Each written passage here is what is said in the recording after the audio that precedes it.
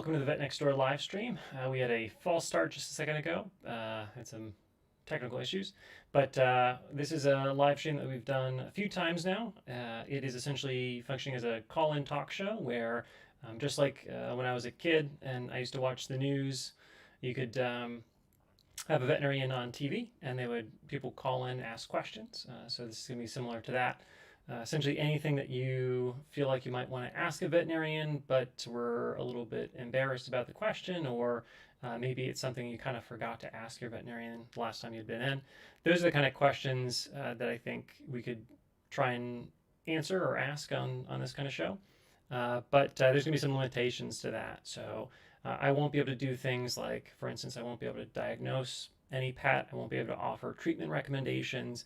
I won't be able to talk about diagnostics like testing results and things like that. But if you did have questions about, say, questions as example, what's a good treat to give my dog if I'm training them? What's a good training regimen for a young puppy? What why do puppies get so many different vaccines? Like those kinds of questions, I'd be happy to answer.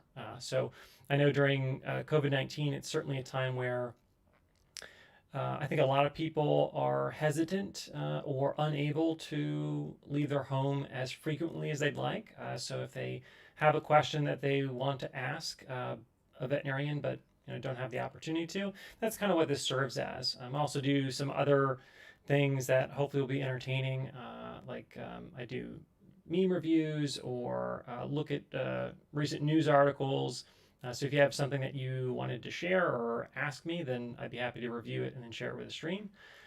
Or if you wanted to showcase your own animals, certainly you can email me. The email should be available at the details section of the live stream. And if you had some pictures of your animal or something like that that you wanted to share, a little bit of details about them or some story about them that you wanted to share at the stream, then we could do that too. So I'm going to go through the disclaimer now, just to, I am a veterinarian. I'm board certified, licensed in a few states, and I practice regularly, but my background is in emergency and private practice, so that's where my kind of specialty lays, at least. But there are limitations to what I can do on this stream. So if we do get some viewers and hopefully have some questions that we kind of ask, there'll be questions that I can answer and questions that I can't answer. So I've gone through a little bit of what I can and can't answer, but I have a disclaimer also to go through before we kind of start into anything. So I'm just going to read through the disclaimer. Professional legal disclaimer. Any advice given on this stream or associated materials should not be considered specific medical recommendations for your pet. No physical exam, diagnosis, treatments, medications, or other specific medical recommendations can be provided. Any recommendations made on this stream or related media should be considered an opinion and discussed with your veterinarian before making any decisions related to your animal. Advice and opinion provided is not a substitute for proper medical attention for your pet. Only a proper annual physical exam and client-patient relationship should be used to determine any action regarding your pet's health. Any opinion used or misused by a viewer is the sole responsibility of the viewer, and the creators of the show cannot be held liable for actions taken without proper approval by a veterinarian. So again, that just covers some of the things that we can and cannot talk about, but there'll be plenty of things we can definitely go over. So general questions about your breed, or questions about older dogs, or say you're concerned your dog is losing its vision. What can you do around your household to help them adjust? Those are questions that I think a veterinarian on his day off could answer without having sort of intimate knowledge of your animal, because that's just general knowledge stuff that I'm not going to be diagnosing or prescribing or doing anything silly like that. So I am held to a professional standard, and I have to uphold that as best as I can. So like I said, it's sort of like a call and talk show. As soon as anyone watching this might have a question, you're certain to ask it, and I'll review it and talk about it on stream and go into details and sort of follow through on what I can follow through. And I'll let you know when there's something that I can't really talk about. So the other purpose is just to kind of have some fun, to talk about animals. I like going through animal factoids.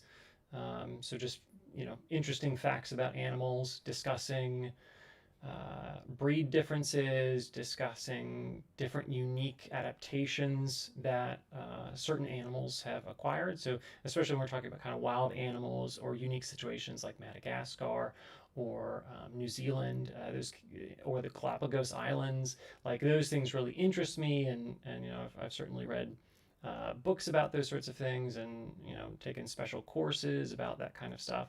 So those are questions that I would love to kind of get involved in. So last stream we had done, I believe, kind of a mini meme review. We have a couple videos that have been posted. One is a cut up stream, so the previous meme review, and then recently it was the dog bed video, which I think are both pretty good. I produced, made, wrote, scripted them, and edited them myself. But overall, I think the quality is good for a one-person operation. So I'm kind of happy to do this stuff on my time off. But like I said, I am a practicing veterinarian. Consider, the entire idea behind the name essentially is to consider me like I'm your next door neighbor, somebody you can just bounce an idea off of or ask a quick question, but I can't really get involved in the nitty-gritty details of treating your pet. That's up to you and your personal veterinarian at that point. So that's like the vet next door idea here. So today I was thinking we would do a tier list. So I've seen a bunch of other reviewers do this. Why are there so many advertisements on this now? So I've loaded up a sort of default dog breed tier list, which I'll pull up now.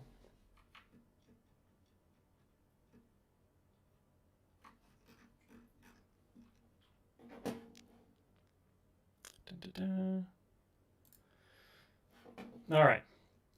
So I've got a super zoomed in tier list here with a heap ton of dog breeds. So I'll go through and kind of rank these based on what I think of when I see them come in the clinic, like what's a veterinarian's interpretation of these animals, or anything interesting we need to know about them. Is there any sort of unique traits or details about them as a breed, or as a, historical facts about the breed, anything like that that might come to mind, I'll kind of like talk about and go through. And then, of course, I'll rank them based on how good they are in the animal hospital, like how good they are for handling and those sorts of things. And give you a little introspection into what a veterinarian might think when your specific dog breed kind of comes into the hospital. So we're not actually trained to like memorize every single dog breed. Partly because there's only a few major kind of considerations for different breeds and what you need to be really kind of concerned about in terms of, you shouldn't give this specific breed this medication, or we're more worried about, X or Y thing for anesthesia. Those types of things are pretty minimal. And so most dogs can kind of be grouped into categories, and we don't have to worry about memorizing every single individual breed, but each one carries its own sort of unique traits and things. It's actually kind of interesting about, we actually have a pretty good record of how we got all these different breeds. I like talking about natural selection, artificial selection. I think they're really interesting topics, and what we're able to kind of do with them. So dogs and dog breeds are a prime example of artificial selection. So natural selection is the natural world, essentially, a random series of happenstances in terms of the weather, the environment, and the food and other resources, and as well as predators, determining what animals might live or die. So disease might come along and kind of wipe out an entire species or cut a species down to a certain number, and that species might become non-viable kind of moving forward because they don't have um, quite enough population size to kind of continue with that number of animals.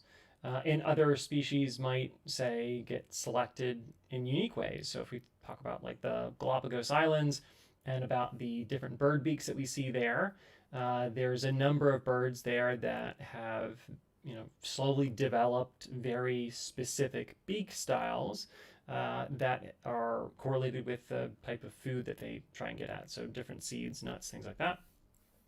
And the way that we, kind of know that goes about or how that happens is you start off a bird with a pretty generalized beak size, but they have a number of different offspring. Those offspring have slight variations in their overall beak size, and one of them, of say like a 6 birds in one set, one of them has a beak size that's just too weak and too small to function, so they don't produce many offspring or they die before they produce offspring. And then you have another bird that has a bigger, more robust beak, and just by slight variation, that they have a bigger, more robust beak, they're able to break larger seeds and therefore eat more, survive longer, have more offspring. And so their offspring are more likely to have a slightly larger beak. And that process goes over and over and over and over again each round.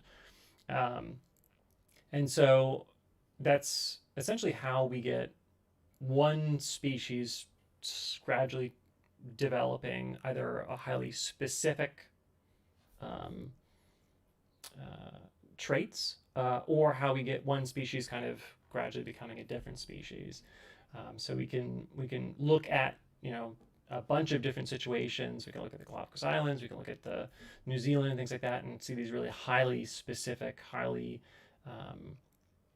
attuned to their environment animals that have developed over time, and kind of look back into their genomes, look into the fossil records, and kind of see how that has developed over time.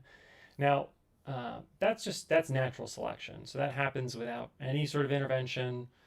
There's no rhyme or reason as to which species get selected, other than did they survive, did they reproduce and have offspring, and then did those offspring reproduce and survive. So that's why we can get some really kind of crazy, weird animals out there, because the sole factor is whether or not they reproduce. There's no other, did they produce viable offspring, and did those offspring survive and produce viable offspring? That's the only thing that matters in natural selection. Well, artificial selection, which is how we get all these different dog breeds, is totally different. So we are the artificial selectors here. We get to pick which dogs we want to, carry on and have certain traits. Now, all of these dog breeds are the same species. So this is not speciation, but it is still a version of artificial selection. And that's how we've got Great Danes and Chihuahuas being from the same species. And while, I can't think of them as being naturally able to kind of breed together due to physical limitations, they certainly can be artificially bred together.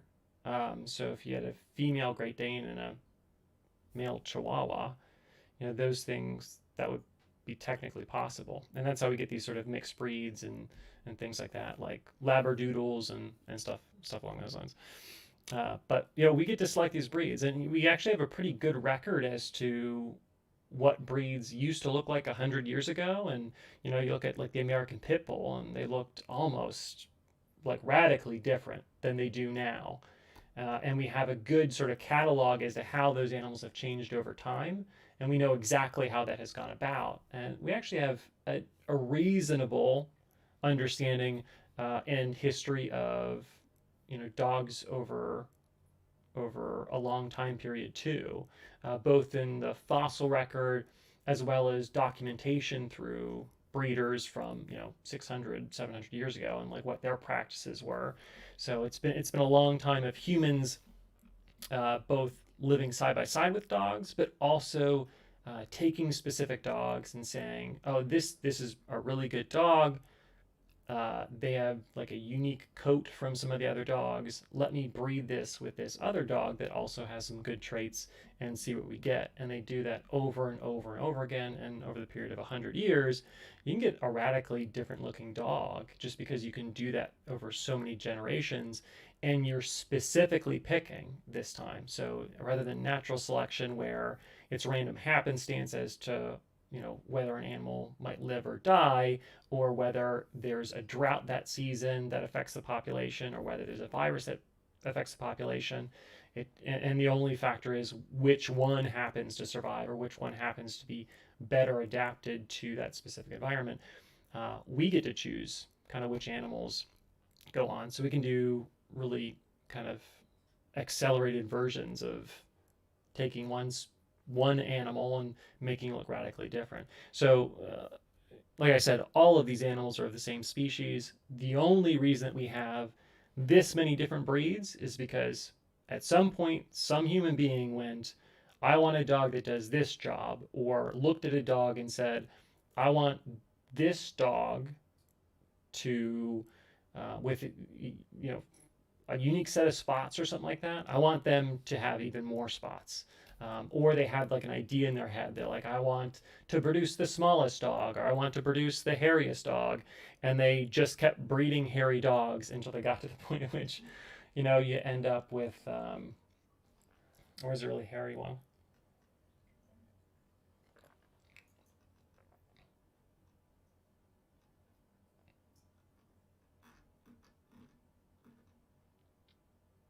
Oh, why can I not see like a really, okay.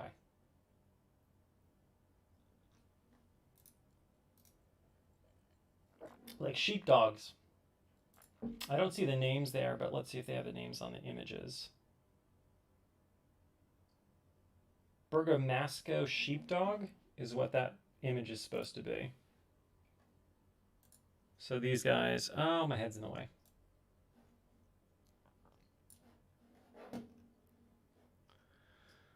So I was looking at the sheepdogs, which is easier if I look on my screen to figure it out.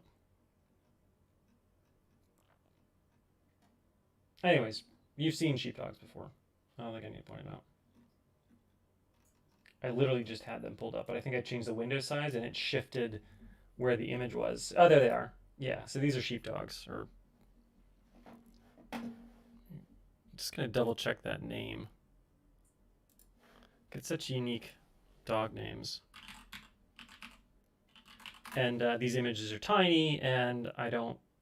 Yeah, Bergamasca sheepdogs. So yeah, so they're bred for herding cattle, and they originate in Italy.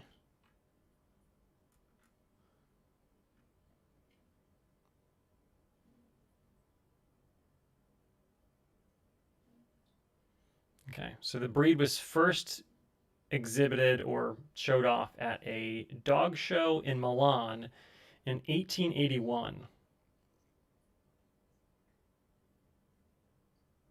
So yeah, it's been a long while of people developing different breeds.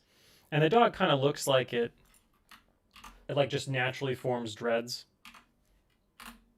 Like it's just that kind of dog. Like look at this. Look at these guys. Like I'm sure that hair is an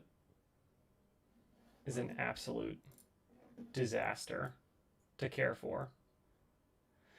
Like these just look like mats to me. I don't know.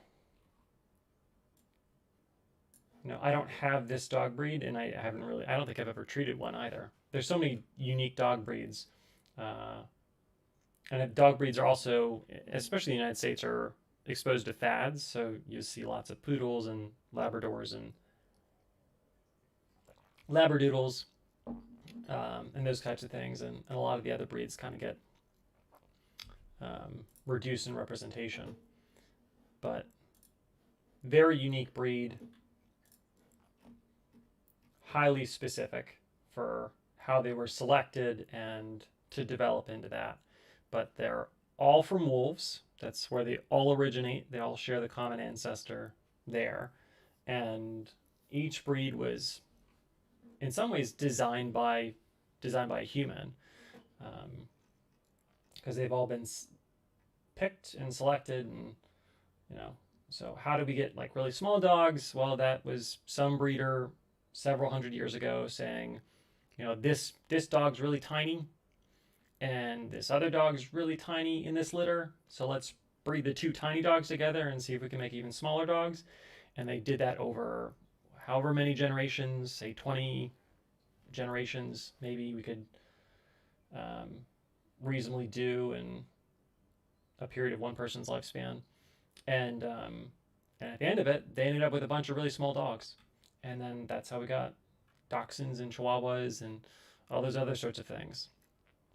I think the interesting thing about breeds is that they really have a robust history usually for why they were developed to be a certain way. So some of them were just for show purposes, so just for looks. Like this dog looks crazy. Look, I made it the hairiest dog in the world. Isn't he cool? Let's take him to a dog show. Um, but other times it'll be for jobs. So like rat terriers, their job was to go down into rat holes and grab rats and tear them apart and kill them. So that you'd have rat terriers on farms, and they'd be you use them to hunt moles. Like you till up the earth, and the moles would come kind of flying out, and the rat terriers would like run around and grab them and destroy them and what have you, and that would help you with your mole problem. So they're made to be small to get into small places. So very specific niche for their job. I like that the history of dogs when they have kind of a job related to it. Let's see if these guys. So these guys were for both sheep and cattle for herding. But why do they select such an interesting hair coat?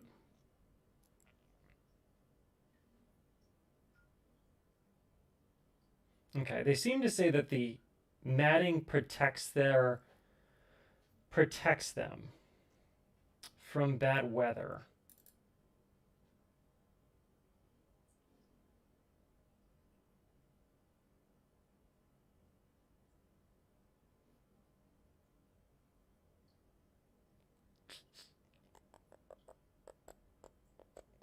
Um, I don't know. That that's kind of interesting. A little spark of skepticism kind of comes up when it says that, but then you look at other animals in the wild that are constantly in the weather. So wild animals, how many of them have matted fur? Uh, no healthy ones that I can think of. Like there's no species that develop matted fur to better weather the outdoor environment. And I might be wrong on that. Maybe there is a species that does that. But usually when I think about mats on dogs, it's going to be because they're not well groomed, and it's a medical health issue to have mats because they trap moisture, trap bacteria. The skin can't breathe. It causes skin irritation and eventually skin infections. And it can get so bad that I've seen. This is pretty gross. So if you're grossed out easily, plug your ears. Uh, that I've seen dogs that have developed um, uh, maggots in their skin, like a lot, because they because the matted skin got so diseased that it opened an opportunity for a fly to kind of like lay eggs, and maggots eventually become flies, and that's how they kind of reproduce. So the skin was kind of dying off, and the maggots were taking advantage of that situation. So super gross, but that's what the end result of significantly matted fur can be. I'm assuming that these dogs have like a significant undercoat to them that helps keep the mats off the body and is less likely to trap moisture. And they've gotten kind of lucky in that regard. The hair type on their head is completely different. It doesn't seem to be matting the same, or, he even has dreads on his legs. So I'd have to ask somebody who has dreads how they regularly care for them, because I honestly don't know. I don't know if I could do dreads even if I tried. I guess anybody can do dreads if they grow the hair long enough and try and dread them. But um, yeah, there's not usually a good reason to leave mats on a dog. I mean, their proper fur, their normal fur should be enough to keep them healthy and doing well. So I don't 100% buy that the thick coat is specifically to protect them from bad weather. Because I'm betting if you go to Italy and you look at any wild animal, they're not going to have similar fur. I mean, you might say something like a sheep or something like that. Well, they'll get like, those big tufts. But those animals have been also artificially selected by humans to grow a significant amount of um, fur coat so that they can be harvested. So that can be kind of relied on. So we're talking about only about wild animals, not domesticated animals. Tend to not have really matted, don't really tend to have matted fur. Like you're not going to see a lot of wolves and things like that with that many mats. They're just not gonna do well long term. All right, so let's see. Any other breeds worth talking about? Let's see if we can go through a breed that's pretty basic and everybody knows. Beagle. Yeah, so beagles they're pretty cool dogs. I'd say the nice thing about beagles, if I see a beagle coming in the hospital, is that they're really kind of nice. They're complacent. They're easy to work with. You're talking about like, a veterinary nurse or a technician. They have good access to blood vessels, so it's easy to do a blood draw on them. Like I said, they're generally mild mannered, so that's a huge positive. The major downsides to a beagle are their bark, and that's just from working with them. Obviously, if you want a hunting dog, you need a loud bark, and that's why they've been kind of selected to do that really exaggerated bark, is so they can be heard while hunting and fox hunting or whatever it might be that they're doing, so you can track down what animal they found, and all the other animals can kind of get on the scent and get closer to the animal, finding the animal, and potentially run the animal up a tree or entrap them or what have you. Let's see. Yep, just beagle. So as far as where a beagle would fall on the tier list,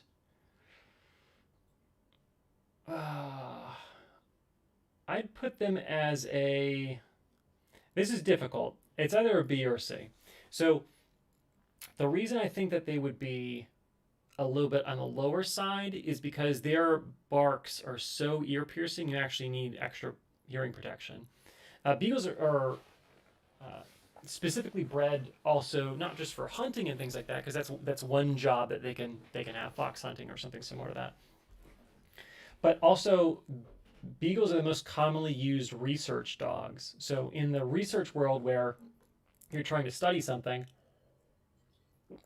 usually it's human related. So you're studying the effect of a medication or chemotherapeutic agents or something along those lines, or just testing blood draws from these animals to see if they, a certain blood machine has reproducible results. Whatever the research might be, they're the most commonly researched dogs. And there's a couple reasons why, and there's probably some I don't even know, but they're relatively small. So they can be housed pretty easily. Like I said, they're mild mannered, so they're easy to work with. They're easy to do blood draws on, so that kind of testing can really be done. But their bark is insane, and it will make you have major hearing loss if you don't wear, well-rated hearing protection. So you might wear those squishy earplugs with the overhead earphones, like expensive hearing protection, to prevent you from having hearing loss. Because in a research situation, they'd have hundreds of these dogs in one facility, not all in the same room. Sometimes they'll have sound barriers or essentially doors between sections of different groups, not only to separate them out, but also to reduce the total noise volume that would happen. Um, so that ear piercing bark is something that we also worry about just in veterinary situations. So we have kennels where people who go on vacation, they want their dog to be overseen by a veterinary staff. So we have kennels and we have a bunch of dogs back there, and those people have to wear hearing protection to go back and work with them. Otherwise, you're going to slowly over time damage your eardrums and get tinnitus and just have bad hearing in general. So that aspect of them kind of stinks. And if they're hunting dogs, they're actually not super well behaved in the veterinary kind of experience. They're generally good for commands and things like that, but they're less, they don't want to be handled quite as much. Um, so that's difficult because a fair amount of the beagles I see actually are hunting beagles where I happen to practice. Um, I know a lot of people have just pet beagles, and those dogs tend to be pretty good. And actually, I enjoy working with them. So that's why I think that they'd be a B category. If it's a beagle that is owned by somebody who has them as a pet and they're reasonably well trained, I think B. The only reason they're not higher than that is because of how ear piercing the bark is. If they're owned by, if they're one of somebody's 30 hunting dogs, um, then usually the training for hunting is good, but their training for interacting with humans is a little bit less less so. So maybe they'd be a C category. They're also a dog that frequently owners want to do a debarking procedure, which, if you don't know what I'm talking about, it's not a procedure that's done commonly anymore. It's kind of fallen out of favor and for good reason. So a debarking procedure essentially significantly reduces the volume with which they can bark. So what it is it's a essentially destruction of the vocal cords, which is probably painful in the short term and maybe in the long term too. And it affects their overall quality of life, and there's medical complications that can come from it. And it doesn't remove the bark. They still have a bark. It's just like a really raspy, um, less voluminous, so a bit quieter bark. It's still there. So there's some misconception about that kind of procedure in terms of what the end result is, and so it doesn't stop them from exhibiting the same behavior.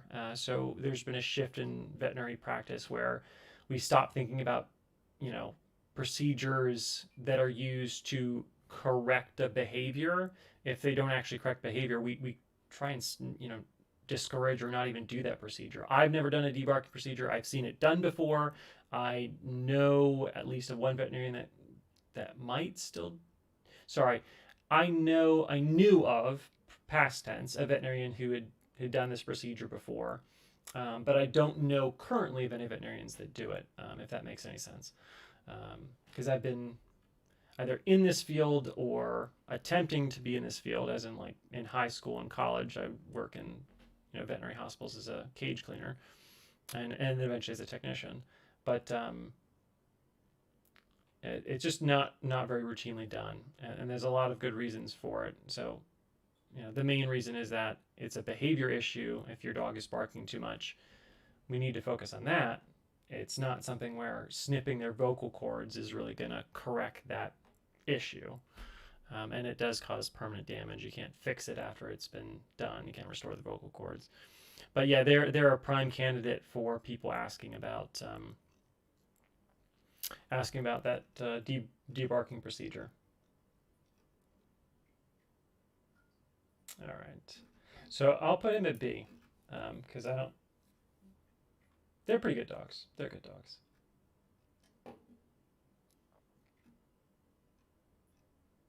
Who else do we got here? All right, let's see. Got a Malamute. Is there gonna be a Husky in here? I guess he'd be under H, right? Can we narrow things down?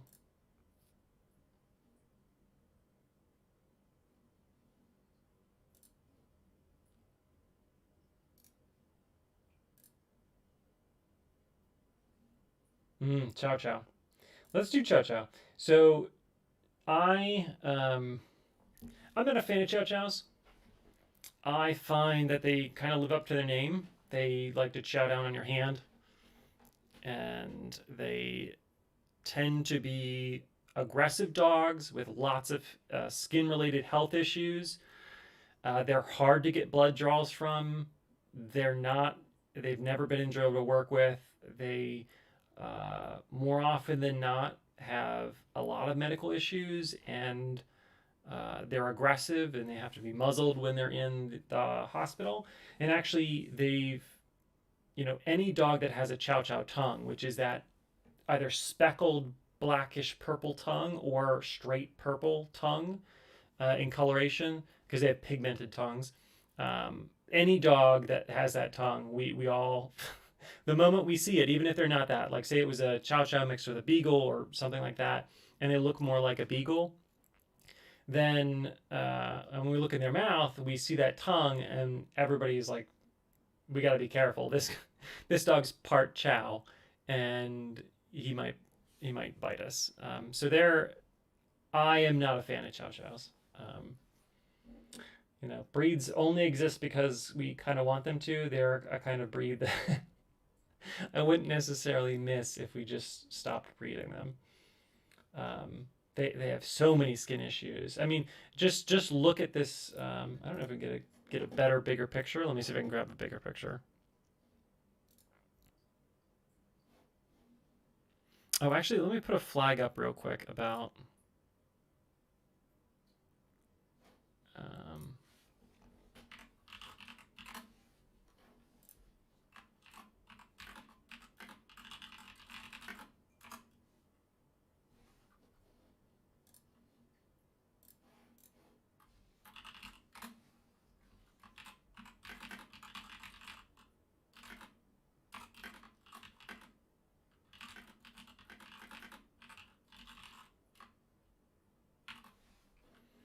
I wanted to actually make an image that had this,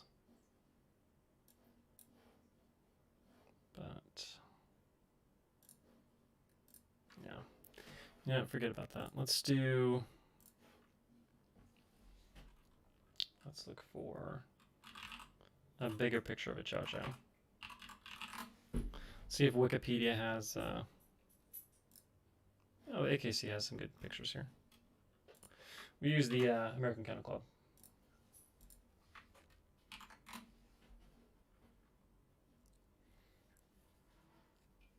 Temperament, dignified. You can always trust the AKC to really try and sell you the dog breed.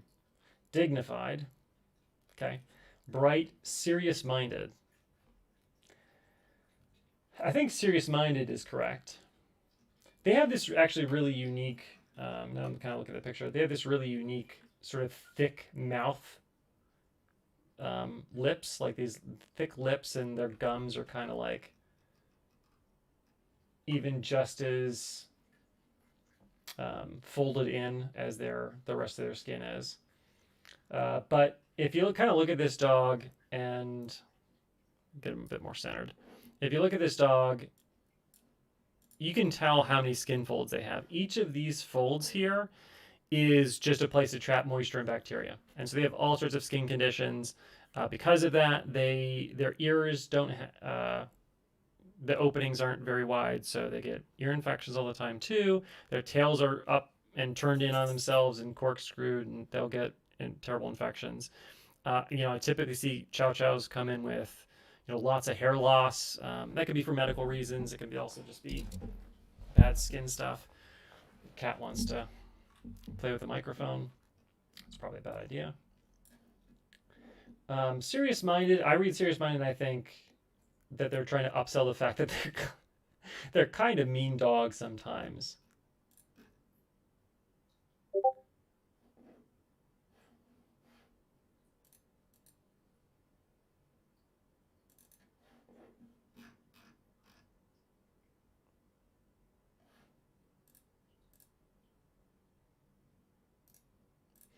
Um, so dog of China, sure. Okay. That presents the picture of a muscular, deep chested aristocrat with an air of inscrutable timelessness. Oh my gosh. Whoever writes these things is amazing. I need them to write stuff about me. Presents the picture of a muscular dog. I've never seen a Chow Chow that I've ever looked at and been like, he's anything other than a puffball and kind of fat. Like even the picture here, he looks like he kind of has a gut, and his legs look stocky in the bad sense. He looks like he's eaten too much. Um, Dignified, serious-minded, and aloof. Okay, Chow Chow is a breed of unique delight. That's some poetic breed description there.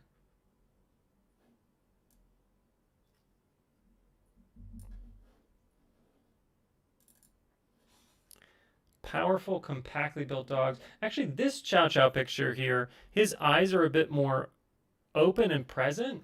Sometimes you can barely even tell they have eyes. You know, they're hard to inspect. Not only because a lot of them that I've worked with have been either somewhat aggressive or extremely aggressive.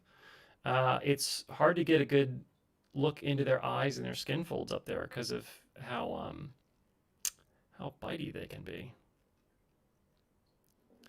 Rough or smooth coats, blah blah blah. The cleanest of dogs, I don't know. Their skin gets pretty nasty. I don't consider that to be clean.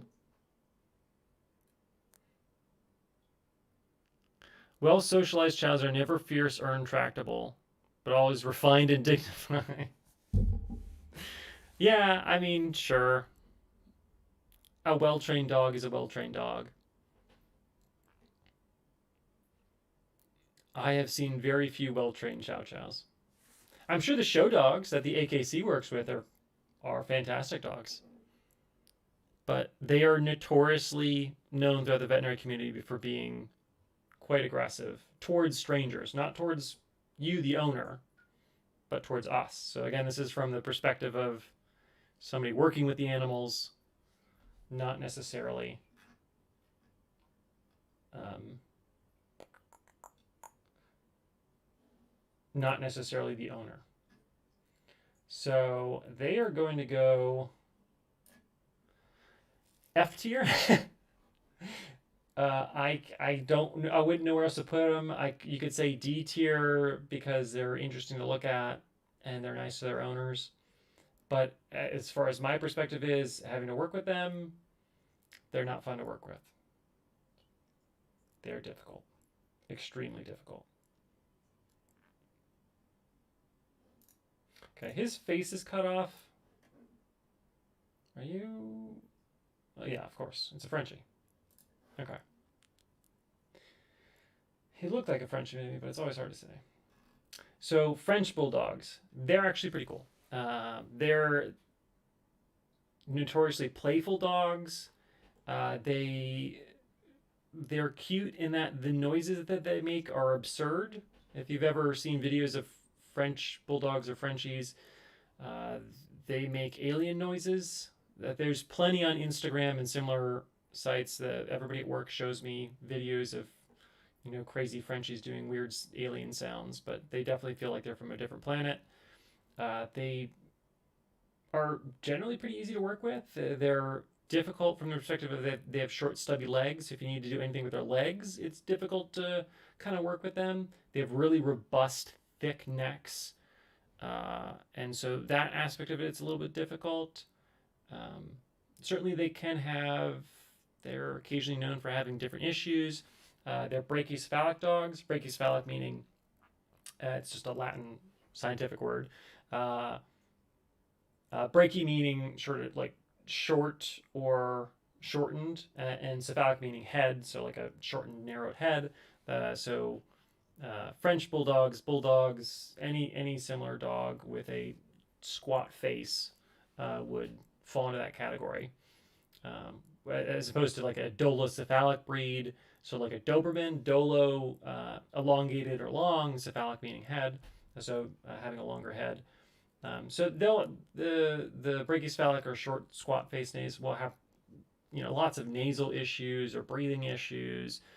They can get conditions where they have trouble breathing in general, and they'll need a surgery that's like a 3-part type surgery to kind of correct the airway space back there and open it up a bit better and give them the ability to breathe a bit easier.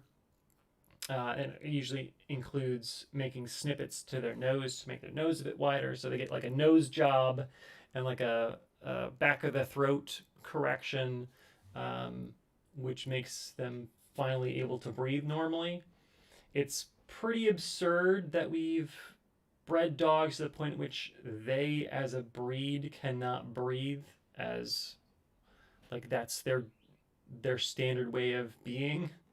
I'd say that's bordering on.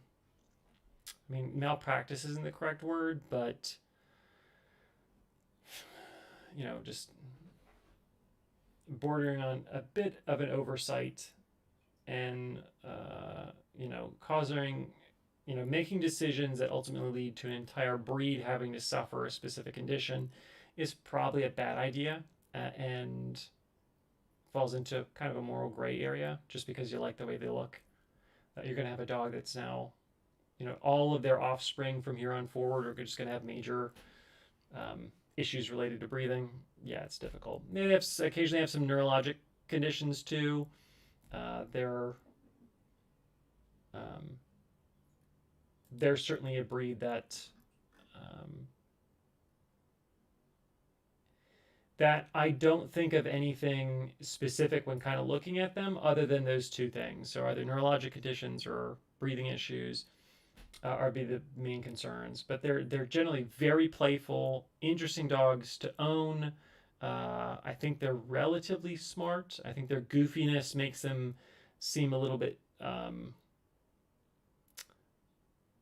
little bit, I wouldn't say dumb. They're definitely not. They're smart animals, but I think the fact that they're so playful and so goofy, I think makes them seem a bit silly. But they're pretty cool dogs. So we'll definitely place them A tier. I'm going to try and get one for each tier, and then maybe we'll go from there. So there's just so many breeds, and there's a lot of them like overlap. So Italian Greyhound, is that what I'm looking at?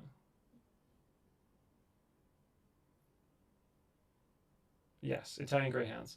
So all the benefits of a Greyhound, but in a tiny little package. So these wafer thin stick dogs, and these dogs literally look like dogs that I used to live with. One of my roommates had 2 Italian Greyhounds, one a light gray, one a darker gray. Actually, forget their names because it's been like 8-9 years now. Um, but they were both wonderful dogs on their terms. If you wanted to do anything that wasn't what they wanted to do, or if you wanted to sit where they were sitting and you had to move them, they were not good dogs. They were pretty mean, and they did take a couple of seconds, despite living with them for a year. They did take a couple of seconds the moment I walk in the door to like turn off attack mode and just be like, okay. Because my dogs, they might bark if they hear like a car coming up, or I make a noise outside. But the moment, like the instant they see me, it's gone from like defensive mode to like, oh, we're excited to see you. These dogs, it would literally take them a while to calm down and then be like, okay, yeah, we literally live with you. As far as working with them, they're okay to work with. I don't know why a lot of Italian Greyhounds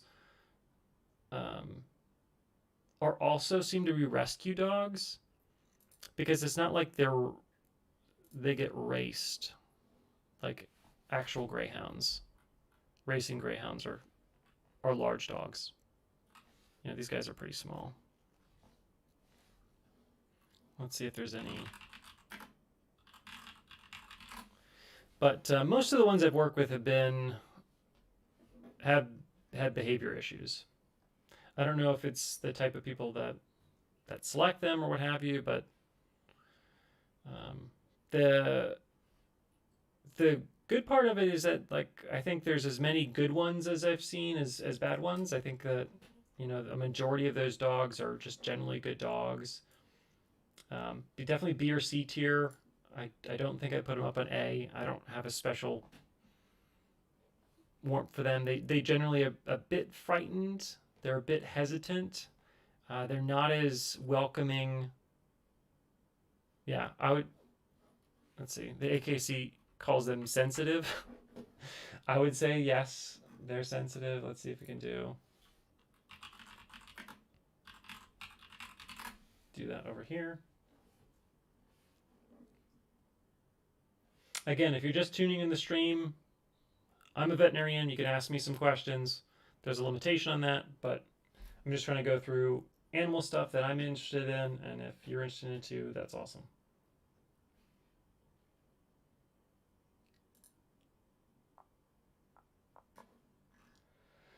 Okay, so I really hate advertisements on these things. I need to get ad blocker on this. Playful, alert, sensitive. Yes, I feel like sensitive is correct.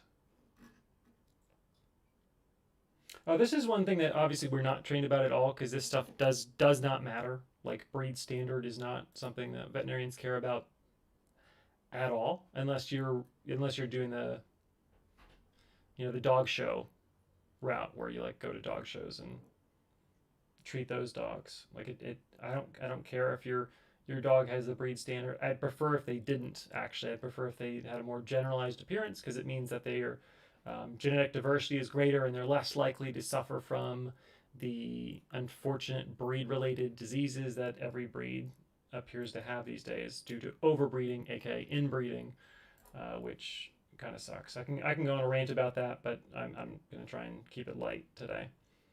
Um, Italian Greyhound similar to the Greyhound, but much smaller, more slender. Yeah. Elegance and grace. Yeah. They're kind of like frail little things that wither under pressure, but they talk a big game beforehand because they're basically sticks. Their legs are made of very weak chopsticks, and they will snap without just by looking at them. Alert, playful, highly affectionate, toy companion. Yeah, I'd say they're very affectionate to their owners.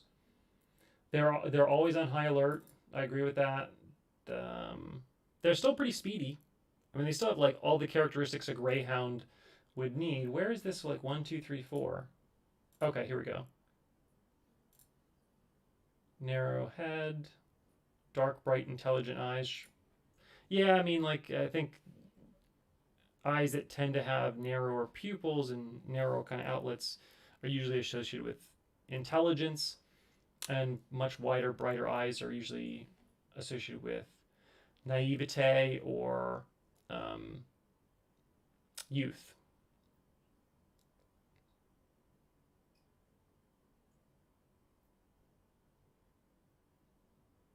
Yeah, they have relatively huge. Okay, so this is just saying that there's a major curve at the start of the loin, whatever.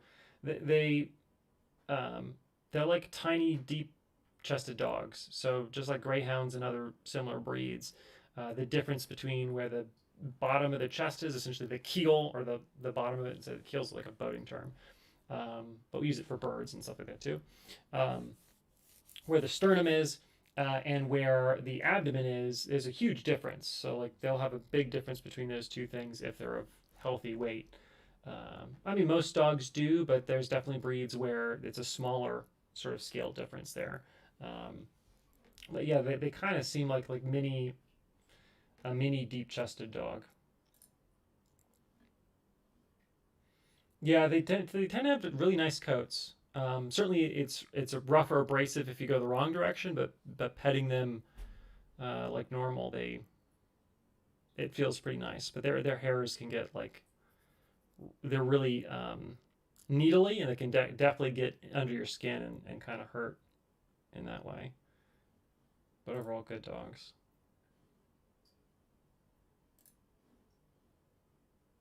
Yeah, this is so like non-descriptive. I wonder if there's like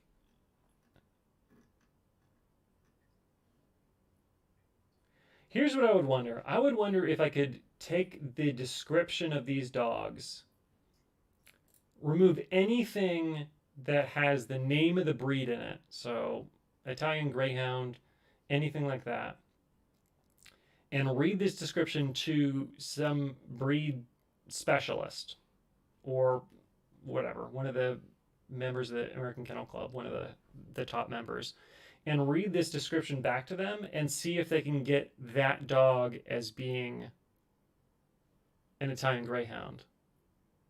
I'm betting the answer is no. So much of this is not super specific. I doubt you could take this information and be like, that could only be like this breed or that breed, like narrow it to two breeds. You know, I'd give them that. Like if they can get it down to three, if they're like, it's one of these three breeds, I'd probably give them that at that point. But I'm betting that this would be a description for a lot of different animals. Oh, and you probably couldn't give out like anything that's too specific. Like if something had like a corkscrew tail, well, that's pretty defining. I don't know. I'm just reading some of this stuff, and some of it's just like not super suited. Like set well under shoulder and strong pasterns, which is like the bones in the forearm, lower bones of the forearm.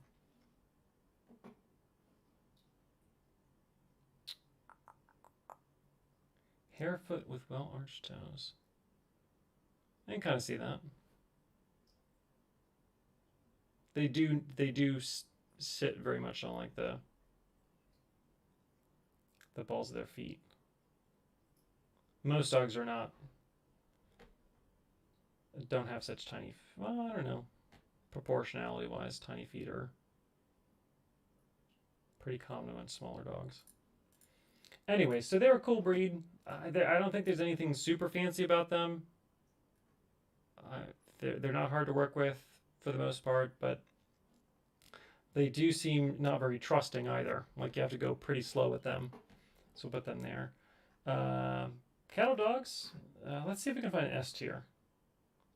See if I can find a breed that everyone's happy to see and we have very few issues with.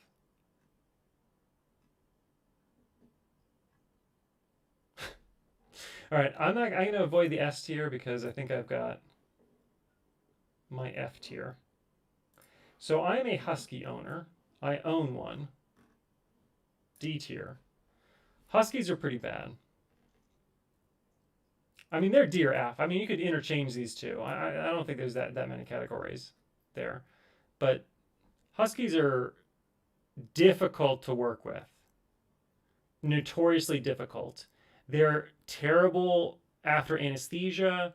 They make the most horrific screeching noises ever heard. They hate to be held. They hate to be restrained in any way. Even minor restraint is terrible for them. And this is like, you could ask any veterinarian, then they'd agree. I mean, certainly you'd probably get a few that are, you know, a bit breedist or maybe don't want to rock the boat. But any veterinarian I've ever worked with would agree with me and say that the Huskies are notoriously difficult to work with. Their fur is very dense. Sometimes that makes it hard to find, and their fur sticks out too. It doesn't lie down. I mean, they are truly cold weather dogs, bred for that purpose. So their dense coats tend to be a bit harder to get blood draws from, to do exams on. Their undercoat's pretty thick too. So they need to be brushed out regularly. They produce lots of hair around the house. That's pretty difficult. They, you know, have a number of behavior issues that come up. I'm trying to think of other things that we think about when we see a husky that walks in the door. A lot of them need to be muzzled.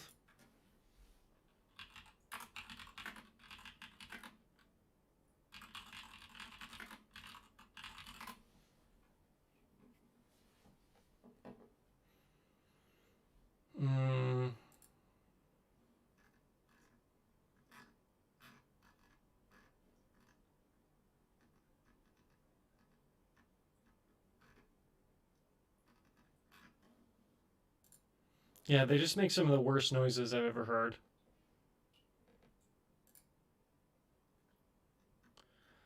Um, they have a really high prey drive too. My own husky is had a history of being able to catch animals in our very meager backyard, which has not been super fun. I try and go out there and like scare away anything that might be back there, but usually something hunkers down and then he might find it. And he is the one that tends to be the one that gets those things. I think he sees something moving and his brain just switches into kill mode. But their prey drive is pretty strong, which is funny because I don't think that about beagles, but definitely beagles are purpose bred to hunt. So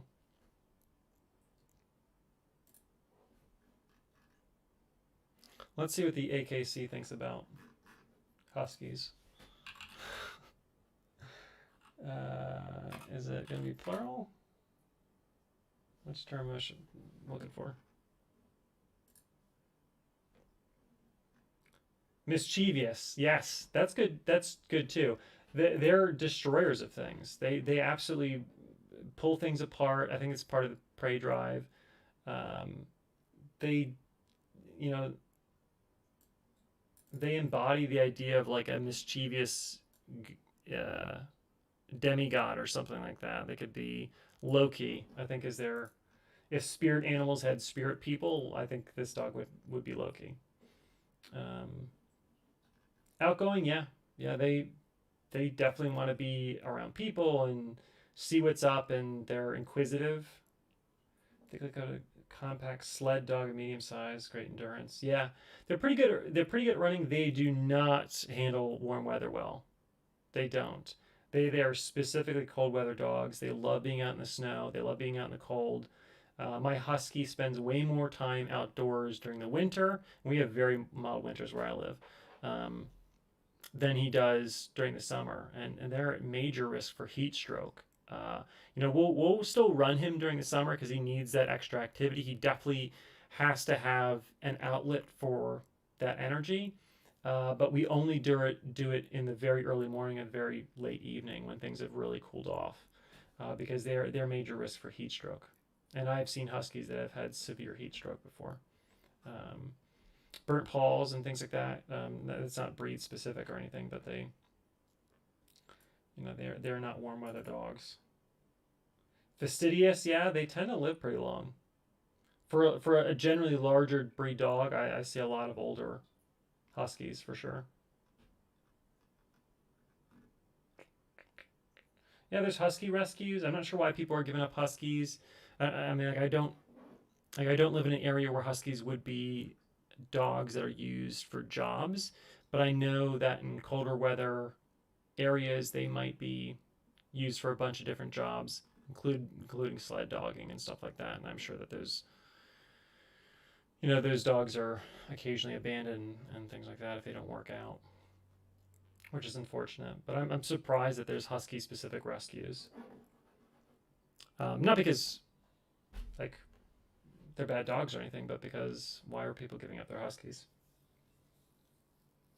They're generally considered to both be dumb and relatively smart. It sounds kind of weird, but like they, when I think about huskies, I think that they shut their brain off occasionally or just stops functioning. They have like all huskies combined have like one brain cell they share. They can just shut it off. But they're good at like learning tricks. They're good at like learning like jobs and things to do. But their instincts are dumb. They make bad decisions all the time.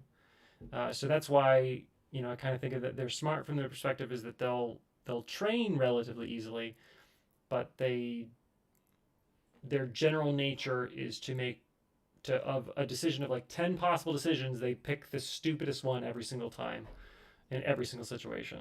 Their instincts are terrible. So that's why they would be D tier for sure. They're difficult to work with. All right, I'm looking for an S tier. Looking for an S tier. S tier. S tier. S tier.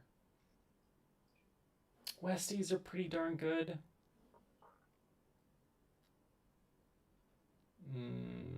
Come on, something's got to stand out here.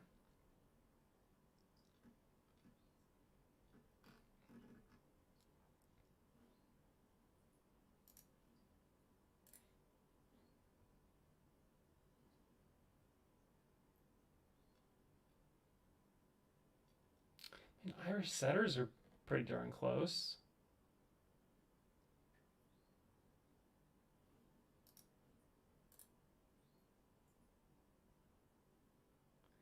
Yeah, I mean, I could go with the short hair pointer being a S tier. Where'd you go? There you are. Let's see, why not? They're good dogs. I mean, they're solidly built, easily trained, smart dogs. Let's see what the AKC talks about. German short. Let's see if it gets us close enough. Friendly, smart, willing to please. Yeah, I'm struggling to think of a time where I've had a bad German short hair pointer. I think maybe there was one we had to like muzzle once because he was not well socialized, but for the most part, they're nice dogs, easy to work with, perfect size for a dog. They're not too big, not too small. Don't have a whole lot of significant medical issues that are like reoccurrent medical issues that are like common for the breed. Um, Easy to train, smart dogs. I'm trying to think of negatives. Man, it's tough. Oh, they got a bunch of pictures up here. I mean, they're pretty dogs. They have a great coat. They're they're not big shedders like huskies are. This guy looks kind of goofy. I don't know. He's basically he looks like he was stung by a bee. Yeah, this is what I'm used to seeing. This like a smart, bright face. Um, he looks a bit derpy with his big frowny lip here, but yeah, generally good dogs. Where's their little description here? Versatile, yeah, sure. They can function a bunch of different roles. Pets, work. They're you know, dogs have some dogs have jobs. They gotta do their job, but they're versatile. Enthusiastic gun dog, yeah, sure. They're good at. You saw the pointing behavior. These dogs do this naturally with no training. Where is it? This. I mean, like you have to train them to get this like repeatable. But I had a young dog growing up. Sorry, when I was young, I had a dog growing up that would exhibit this exact behavior. He was a mutt, but he definitely had German Shorthair Pointer in him, and he would do the pointer behavior for squirrels and birds. And we got him when he was super young. Definitely think he was abused. He had some issues with children. He bit all of us when we were super young. As we got older, he didn't, but we could never let him near children ever again. Actually, I got a bunch of great stories about him because he was like my childhood dog. Um, I'll do one. I'll do one story. So we'll just do the biting story. So he had definitely bit me before when I was young. My older brother, I don't think he ever bit, but my younger brother was young enough where whoever had abused him was probably a younger person, or you know, he had some major issues with children for whatever reason. And I remember he had bit my younger brother, and my mother was going to get rid of the dog.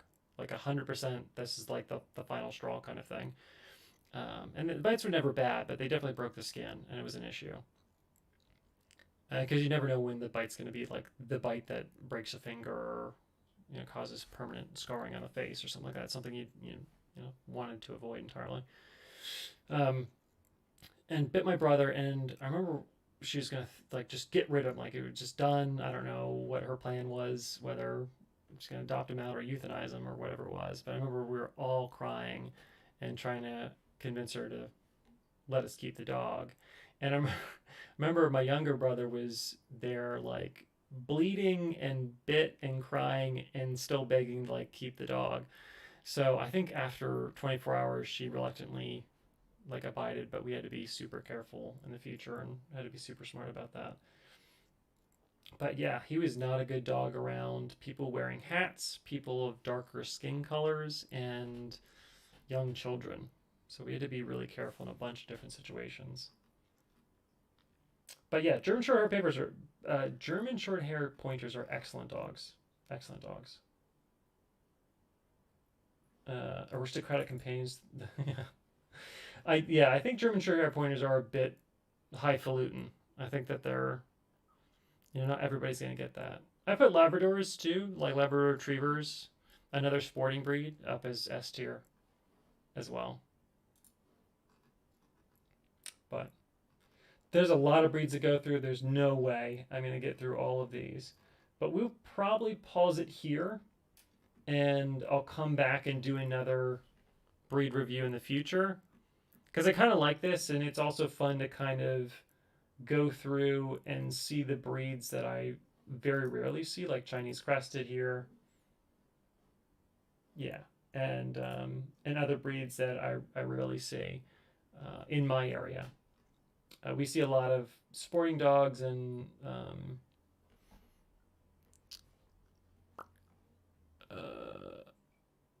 dogs that I would consider to be trendy, that type of stuff. We see a lot of those breeds, and just a lot less of the super unique or super specific breeds. But the best dog, in my opinion, S tier all the way, is going to be the mutt. If you can get a pound dog, you can get a mutt. That's the best way to go. 100%. Sure, you can get the breed leans one way, breed leans another way. I hate focusing on, I have to have this breed of dog. You as an owner should be looking for a dog that's right for you, that has a good personality for you, independent of the breed. Um, is it the right stage of life for you? So if you're adopting it, not everyone should be getting a puppy. Not everyone should be getting an older dog. If you can get an older dog, I highly recommend it. They're super chill. It's just, a lot of people just really want that puppy, but a lot of older dogs are already trained, housebroken, know the routine, and they're just excellent gets if you can get them. I know a lot of older dogs are just kind of hanging out in a pound somewhere, but if you can pick up a pound mutt,